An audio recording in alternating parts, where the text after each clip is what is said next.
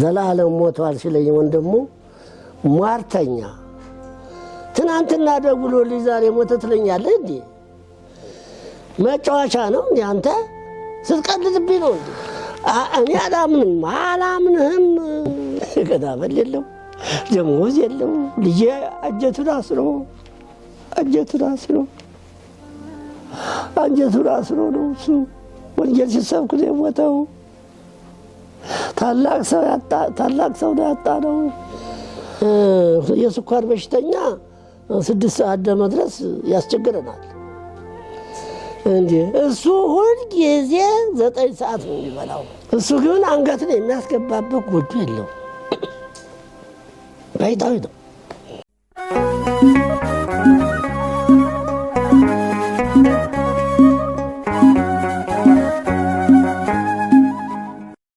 ትልቅ ጉዳት ነው የተጎዳ ነው። እሱ አይደለም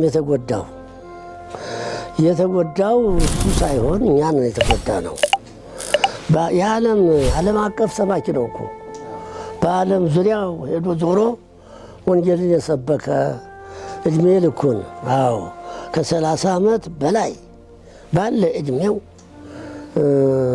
እንደ ወፍ እየበረረ ወንጌልን ሲሰብክ የኖረ ልጃችን ደግሞ ያቺ ቅድስተ ቅዱሳን እመቤታችን ትገርመኛለች።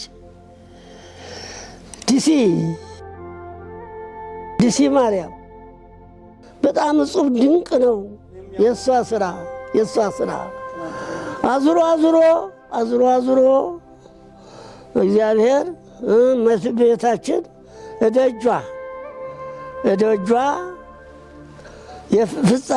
የእድሜው ፍጻሜ እንዲሆን ነፍሱ ከስጋው እዚያው ተለይታ ሊቃውንቱ ተሰብስበው ፈተውት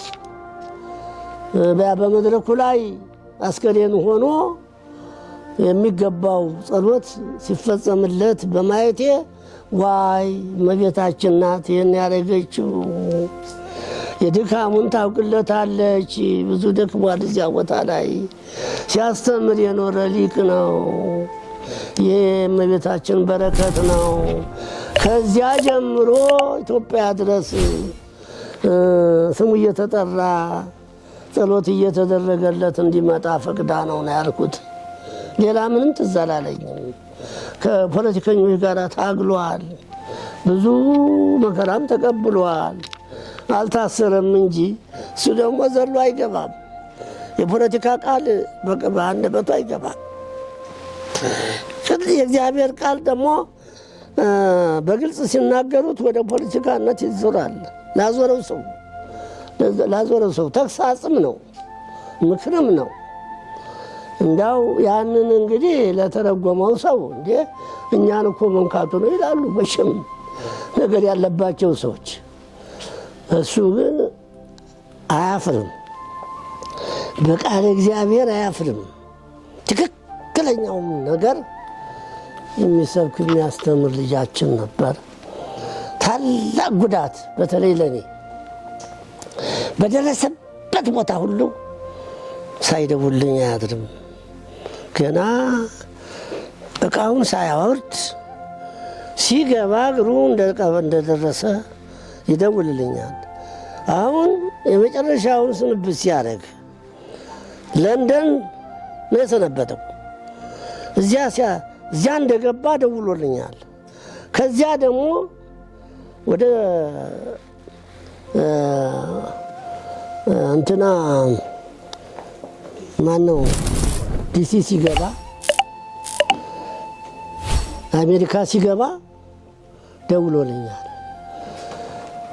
እንደ ተነገ ወዲያ ሊሞት 2 ቀን ነው መሰለኝ የቆየው እና ደወለልኝ። የት ነው ያለው? አይ ወደ ዲሲ ነው ወደ እንትና አሜሪካ ገብቻለሁ አለኝ። አይ ዛሬ 6 ግድፍ ነው መሰለኝ ይወጣው። እስካሁን 2 ነበረ።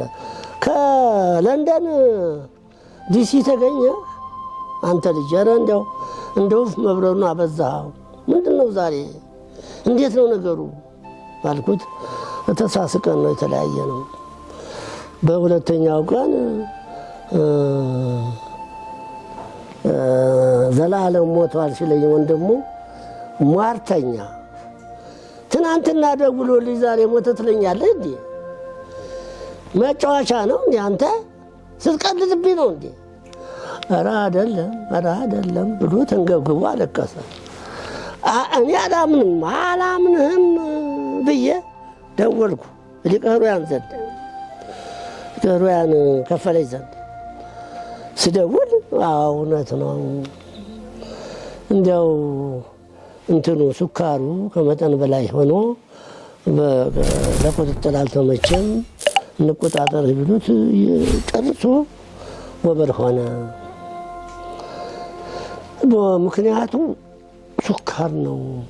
ስኳር አሞኛል ብሎኝ የማያውቅም እኮ እህል ሲመርጥም አላየውም። የቀረበለትን ሲበላ ነው የሚበላው። በ9 ሰዓት ነው ሁልጊዜ። የስኳር በሽተኛ 6 ሰዓት ለመድረስ ያስቸግረናል። እንዴ እሱ ሁልጊዜ 9 ሰዓት ነው የሚበላው። ሱካር የለበትም። እንዲያው ምናልባት እንዴ ለእሱ ደግሞ ጠላት የለውም። ምን ጥርጥር ውስጥ ሊያስገባኝ ነው? እምሆነውን አጣሁት፣ እማደርገውን እምተረጉመውን አጣሁት። አይ እንግዲህ የእግዚአብሔር ጥሪ መንገዱ ብዙ ነውና አሁን እሱ ሄዷል። እውነት ነው ማረፉ፣ እውነት ነው አይጠራጠሩ አለኝ። ተያወዲያ ነው ያለቀስኩት። እኔ እዚያው ሄድኩ። ቦታ ምንም ቤት የለውም እሱ እንደሆነ ለእናቱ ልጆቻቸው አሉ፣ ልጆቹ ወንድሞቹ አሉት። እነሱ ሰርተውላቸዋል። አንድ አሮጊት አሉ እናቱ። እሱ ግን አንገት ላይ የሚያስገባበት ጎጆ የለው። ባይታዊ ነው። በጣም ገዳመል የለው፣ ደሞዝ የለው። ልጄ አንጀቱን አስሮ ነው እሱ ወንጀል ሲሰብክ ነው የሞተው። ታላቅ ሰው ነው ያጣ ነው። እንደሱ ያለ ሰው ይተካልን። መቼም ተስፋ አንቆርጥም። ለዚች ቤተክርስቲያን ማይቶት ነበረ። ብዙ አገልግሎት የፈጸመ ልጅ ነው። ደግሞ ሁሉ ይወደዋል። ያላቸውም ሰዎች ውዳሴ ከንቱ የማይፈልጉ ስማቸው እንዳይጠራባቸው በሱ በኩል ያስተላልፋሉ። እሱም ታማኝ ነው፣ ወስዶ ያስረክባል። ከዚህ ቀደም ሆሳዕና እዚያ የተቃጠለ ሰዎች ጠላቶች ያቃጠሉት ቤተክርስቲያን መንደር ነበረ። ክርስቲያኖች ተበድለዋል። ሄዶ የምን ያህል ሚሊዮን እንደሆነ አላውቅም፣ ነግሮኛል። እሱ የሚደርስበትን ሁሉ ሳይደውልልኝ አይቀርም። ለእኔም ፈጥኖ ደራሼ ልጄ ነበረ፣ አጣሁት። ትልቅ ጉዳት ተጎዳን። ቤተክርስቲያናችንም ተጎዳች። ማንም አባት ለእሱ የማይሳሳ በእኛ ውስጥ የለም። ስለዚህ ጉዳታችን ፍጹም ነው። ከፍተኛ ጉዳት ደርሶብናል። እንደሱ ያለ አሳቢ፣ አስተማሪ፣ ጥሩ የምእመናን አባት ይላክልን፣ ይተካልን። እግዚአብሔር በረድኤቱ አይለየን። እናንተንም ያበርታችሁ፣ ይህን የጀመራችሁትን ለመፈጸም ያብቃችሁ።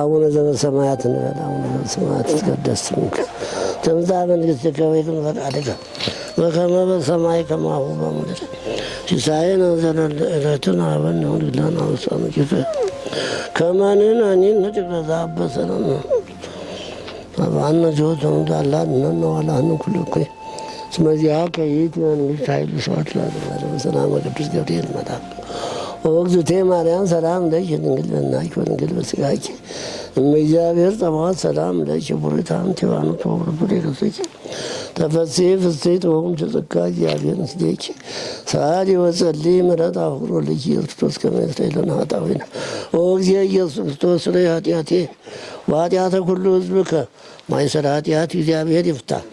እግዚአብሔር ይፍታ። ተባረኩ። እግዚአብሔር ይባርካችሁ።